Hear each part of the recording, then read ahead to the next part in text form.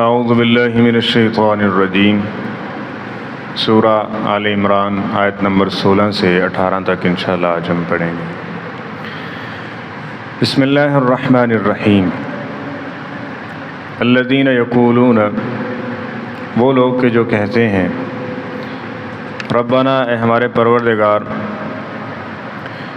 اننا آمنا، یقیناً ہم ایمان لے آئے ہیں، فاغفر لنا ذنوبنا، پس تو معاف کر دے ہمارے گناہوں کو، وقنا عذاب النار، اور ہمیں جہنم کے عذاب سے بچا لے، الصابرین والصادقین، صبر کرنے والے ہیں، سچ بولنے والے، والقانتین، اور فرما برداری کرنے والے، والمنفقین، اور خرچ کرنے والے، والمستغفرین بالاسحار، اور سحری کے وقت استغفار کرنے والے۔ شہید اللہ، اللہ تعالیٰ گواہی دیتے ہیں، انہو، کہ یقیناً شان یہ ہے، لا الہ الا ہوا، اس کے علاوہ کوئی بھی معبود نہیں ہے مگر وہی ہی، والملائکۃ، اور فرشتے بھی، واولو العلم، اور علم والے بھی، قائما بالقسط، انصاف پر قائم رہتے ہوئے، لا الہ، کوئی بھی معبود نہیں ہے، الا مگر ہوا وہی ہی، العزیز الحکیم، وہ غالب حکمت والا ہے۔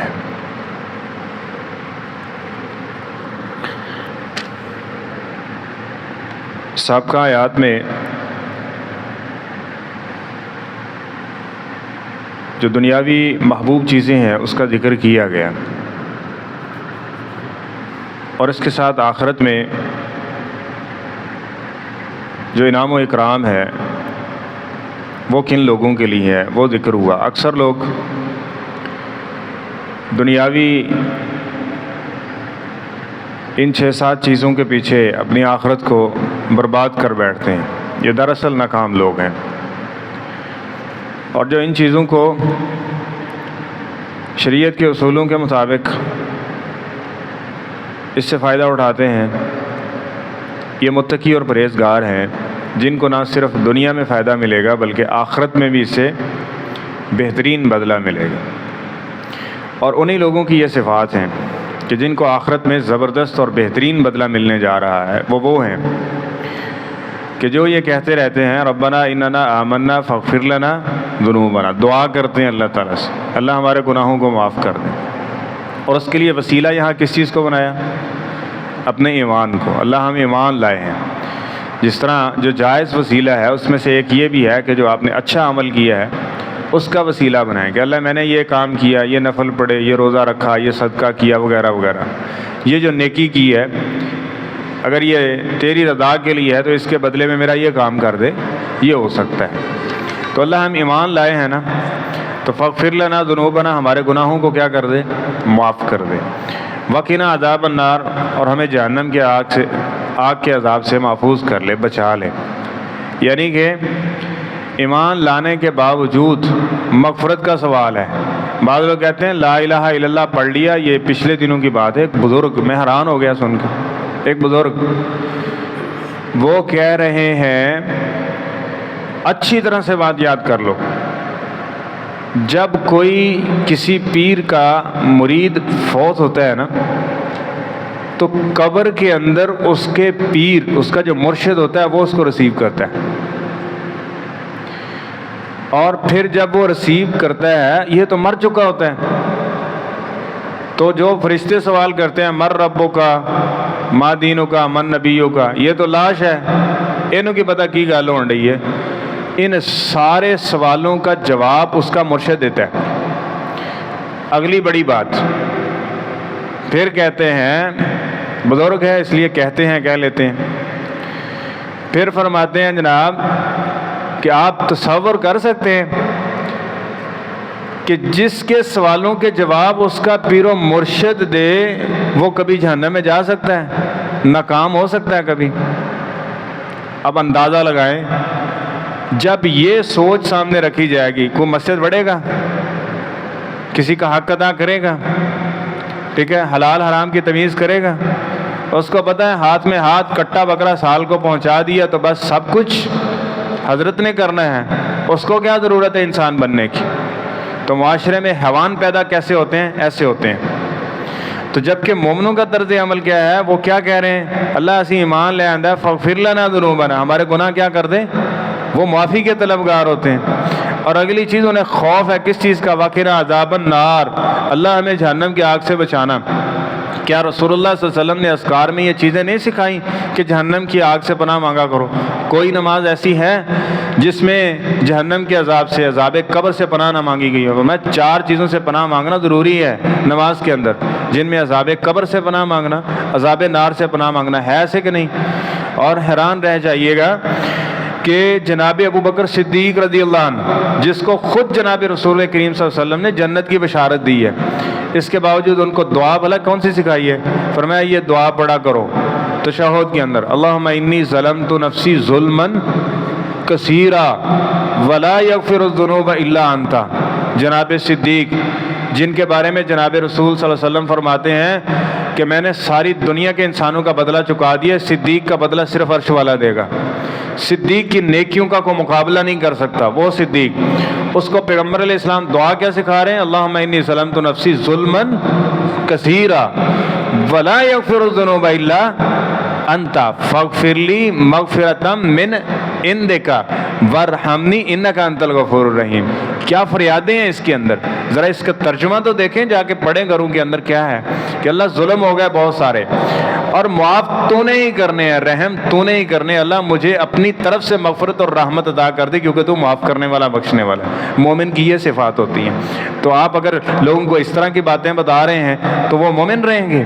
تو جن کو آخرت میں اچھا بدلہ ملے گا نا، ان کی صفات یہ ہوتی ہیں۔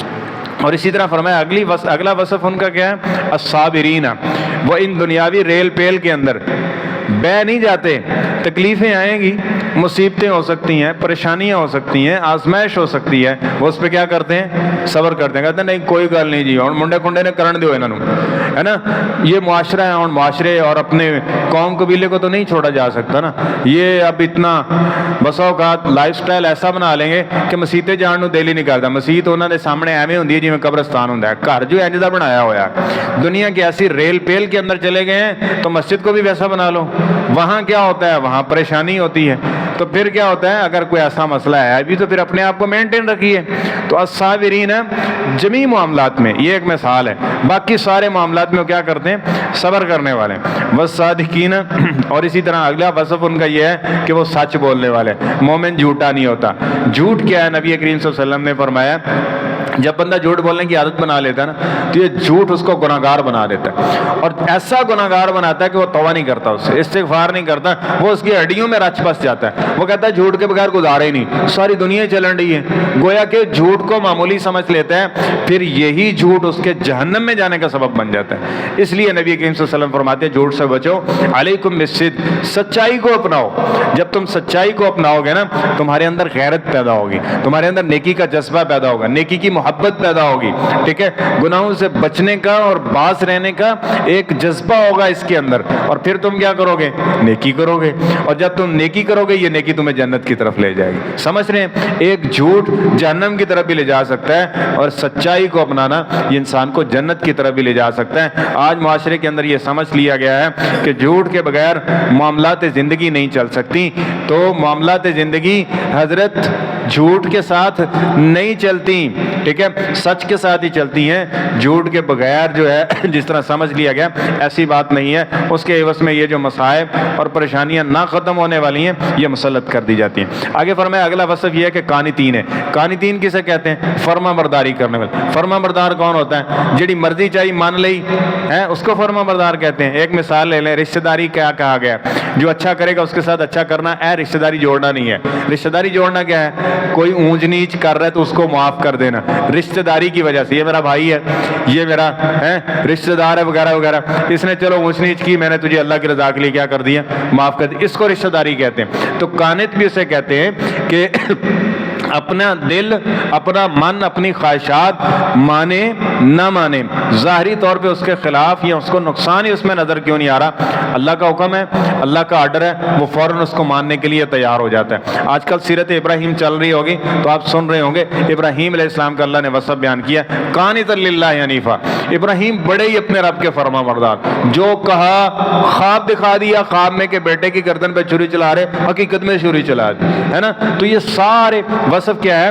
فرما برداری کا، کہ جو حکم ملا وہ کریں گے۔ تو یہ انداز ہونا چاہیے ہمارا، جس طرح میں اکثر کا یہ بات ہوتی رہتی ہے کہ قرآن پاک پڑھنا ہے تو اس نیت کے ساتھ ہم نے پڑھنا ہے کہ قرآن پاک ہمیں جس طرف چلائے گا، جو کہے گا ہم نے وہ کرتے جانا ہے، جس سے روکے گا اس سے ہم نے رکنے کی کوشش کرنی ہے۔ تو یہ انشاءاللہ یہ دنیا میں بھی احساس کا باعث ہوگا اور آخرت کے دن بھی تکریم کا باعث ہوگا۔ اس طرح منفقین خرچ کرنے والے، مومن بخیل نہیں ہوتا، خاص طور پہ وہ اللہ کے راستے میں دنیاوی معاملات کے اندر۔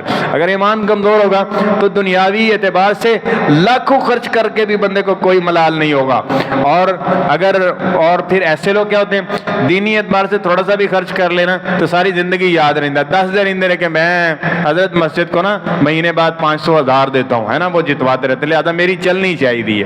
تو یہ ایک ایسا رویہ، ایسا انداز ہے جس کی وجہ سے وہ اپنی نیکی کو بھی ضائع کر بیٹھتے ہیں۔ تو اللہ کے راستے میں خرچ کرنے کی عادت ہے۔ ایک حدیث نبی کریم صلی اللہ علیہ وسلم نے فرمایا، صبح ہوتی ہے نا، صبح ہوتی ہے تو 2 فرشتے آسمان سے اترتے ہیں، وہ دعا کرتے ہیں اللہ جو خرچ کرے نا اس کو اور بہتر عطا کر دے، اور جو بخیلی سے کام لے اس کا جو مال ہے نا اس کی جڑیں کھوکھلی کر دے، تلف کر دے۔ تلف کا مطلب سمجھ رہے ہیں؟ جڑ سے اکھیڑ دینا، وہ اس کے لیے فائدہ مند نہیں ہوگا۔ اس لیے اس حدیث کے تناظر میں اور اس قرآن پاک کے اس وصف کو اپنانے کے لیے ایسا کیا جا سکتا ہے کہ روزانہ کی بنیاد پہ خرچ کرنے کی عادت بنائیں۔ صبح کے وقت خرچ کریں، تھوڑا سا کر لیں، اس کے لیے کسی بھی انداز میں ہو سکتا ہے۔ ایک جگہ پہ آپ اپنے پاس جمع کرتے رہیں روزانہ، اس کے بعد کسی کو دے دیتے ہیں جب بھی کوئی ضرورت مند ہے وغیرہ وغیرہ۔ تو روزانہ کی بنیاد پہ اللہ کے راستے میں خرچ کرنے کی عادت بنائیں، اور یہ یاد رکھ لیں جب بھی خرچ کر رہے ہو نا تو یہ بات کیا کریں اللہ تعالیٰ سے، اس بات کو اپنے اوپر دہرایا کریں کہ اللہ یہ میں تیری رضا کے لیے کر رہا ہوں اور اس کا اجر میں نے تجھ سے لینا۔ اپنے آپ کو بار بار یہ نصیحت کیا کریں تاکہ کہیں شیطان داؤ لگا کے برباد نہ کر دے۔ اگلا وصف یہ ہے کہ والمستغفرین بالاسحار، وہ سحری کے وقت استغفار کرتے ہیں۔ سحری کے وقت یعنی فجر سے پہلے کا جو وقت ہے، اللہم انک عفو ہے تحب العفو فاعف عنا، دعا سکھائی تھی نا کہ اگر جو ہے کیا نام ہے اس کا لیلۃ القدر کی رات آتی ہے تو اس رات آپ نے کون سی دعا کرنی ہے؟ یہ اللہ تعالیٰ سے معافی کا سوال کرنا ہے کہ اللہ تو معافی پسند کرتا ہے، مجھے معاف کر دے۔ تو سحری کے وقت اٹھ کے استغفار کرنا۔ اسی طرح اذان سے پہلے اگر اٹھ رہے ہیں، فجر کے وقت اٹھ رہے ہیں تو اٹھنے کی دعا پڑھیں، دعا پڑھنے کے ساتھ استغفار بھی کریں، کچھ تھوڑا سا کر لیں، تو اس بہترین جو وصف ہے نا ان لوگوں کے اندر شامل ہو جائیں گے اور اللہ تعالیٰ اس کا انعام و اکرام عطا کر دیں۔ اور اس کے بعد اگلی آیت میں فرمایا گیا شاہد اللہ انہ لا الہ الا ہو، اللہ تعالیٰ گواہی دیتے ہیں کہ اللہ کے علاوہ کوئی معبود نہیں ہے۔ اب یہ سب سے بڑی گواہی ہے کہ اللہ کہہ رہے ہیں کہ میں تمہیں کہہ رہا ہوں، سمجھ رہے ہیں انداز؟ اللہ فرما رہے ہیں کہ میں کہہ رہا ہوں کہ میرے علاوہ کوئی معبود ایسے بنائی پھیر دینے، اسے دے نام تھے، اسی کے قریب ہونے کے لیے، اسی کو راضی کرنے کے لیے، جبکہ وہ کہہ رہے ہیں شاہدہ، ہمارا نہیں، اطلاع نہیں ہے، بلکہ فرمایا میں گواہی دے رہا ہوں اس بات کے اوپر کہ کوئی معبود نہیں ہے۔ فرمایا اسی طرح والملائکۃ، فرشتے بھی اس بات کے گواہ ہیں، کوئی فرشتہ ٹھیک ہے شرک کی طرف نہیں ہے، اور نہ ہی وہ شرک کا گواہ ہے، نہ ہی وہ شرکی امور میں یعنی اللہ تعالیٰ کے شریک ہے، بلکہ وہ سارے کے سارے اللہ کے غلام اور اللہ کی اطاعت و فرما برداری کرنے والے۔ اس طرح فرمایا اولو العلم، جو صاحب علم لوگ ہیں وہ بھی گواہی دیتے ہیں کہ اللہ کے علاوہ کوئی معبود نہیں ہے۔ اس لیے یہ اچھی طرح سے سمجھ لیجئے، چاہے پگڑی 7.5 کلو دی بنی ہوئے نا انہیں تو مسیطے پاویں جو مرضی ساری زندگی وہاں پہ لگا دے اور سفید ریش ہو، اس کے بعد اگر شرک کی دعوت دے رہا ہے تو کوئی علم والا نہیں ہے۔ علم والا وہ ہے جو کم از کم توحید کے مسئلے کو تو جاننے والا ہو۔ جس کو توحید کا مسئلہ ہی نہیں آتا آپ اس کو عالم کہیں گے تو یہ علم کی توہین ہے۔ اللہ تعالیٰ نے علم والوں کی شان یہ بیان کی ہے کہ وہ یہ گواہی دیتے ہیں کہ اللہ کے ساتھ کوئی شریک نہیں ہے، کوئی عبادت کے لائق نہیں ہے، وہ اکیلا ہے۔ یہ مولوی نما ہو سکتے ہیں، عالم نما ہو سکتے ہیں، لیکن عالم نہیں ہے۔ عالم وہی ہے کہ جو یہ گواہی دیتا ہے، یہ گواہی دیتا ہے۔ اب اللہ کی بات تو جھوٹی نہیں ہے نا، اللہ کی بات تو سچی ہے۔ اللہ فرما رہے ہیں میں گواہی دیتا ہوں، فرشتے گواہی دیتے ہیں اور علم والے گواہی دیتے ہیں۔ کیا گواہی دیتے ہیں؟ انہ لا الہ الا ہوا، کہ عبادت کے لائق کوئی بھی نہیں ہے، صرف کون ہے؟ اللہ تعالیٰ کی ذات ہے۔ ٹھیک ہے، تو اس لیے جس کو توحید کا مسئلہ ہی سمجھ نہیں آیا وہ کہے کہ میں عالم ہوں یا علم کے ساتھ میرا کوئی تعلق ہے، ایسی بات نہیں ہے۔ تو اس لیے یہ بھی بات واضح ہوئی کہ علم کا بنیادی آغاز یا بنیاد یہ ہے کہ آپ مسئلہ توحید سمجھے سیکھیں۔ اگر توحید کا معاملہ اور مسئلہ سمجھ میں نہیں آیا تو آپ علم کی سیڑھی کیا، علم کے دروازے تک بھی نہیں پہنچے۔ اس لیے یہ بنیاد ہے۔ لا الہ الا هو العزیز الحکیم، یہ 3-4 مرتبہ اسی آیت میں کہہ دیا کہ عبادت کے لائق، عبادت کے لائق، عبادت، کیونکہ اسی معاملے میں سب سے زیادہ وائلیشن ہوتی ہے، اسی معاملے میں سب سے زیادہ بگاڑ ہے۔ تو اس لیے فرمایا کوئی معبود نہیں ہے مگر وہی ہی ہے، اور وہ ایسا معبود ہے جو غالب بھی ہے، حکمت والا بھی ہے۔ جو باقی ہیں نہ وہ غالب ہے نہ ان کی حکمت چل سکتی ہے، تو انہوں نے اللہ کا شریک بنایا ہوا ہے جی، ان کی عبادت کرتے ہو جو نہ غالب آ سکتے ہیں اور نہ ہی ان کی کوئی حکمت، نہ ان کا یہ چل سکتا ہے، جبکہ وہ ایسا الہ اور معبود ہے کہ جو ہمیشہ ہر کسی پہ غالب بھی ہے اور اسی کی حکمت اور اسی کا فیصلہ ہی چلتا ہے۔ اللہ تعالیٰ ہمیں صحیح معنوں میں یہ جو اچھے اوصاف ذکر کیے گئے ہیں اپنانے کی توفیق نصیب فرمائے۔